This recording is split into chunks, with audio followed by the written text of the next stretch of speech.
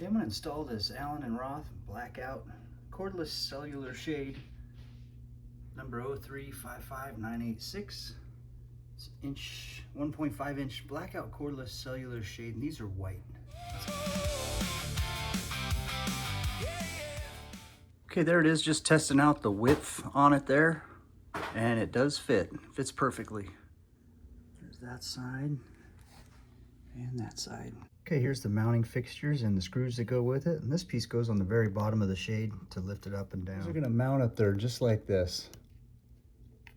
The directions recommend that you snap it on there like that, then hold them up and put a pencil mark beside each one so you know where to drill it, which is a good idea because I want to mount this thing flush with the front of the window frame, not towards the back. So this gives me a good idea on how it's going to line up flush with the front. What this also allows you to do is make these equidistant from the side.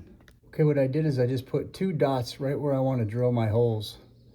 The back is in line with that mark I made, right in line with the back there. There's a look at the bracket installed. I'm going to do the same thing for the other side. Okay, got both brackets installed.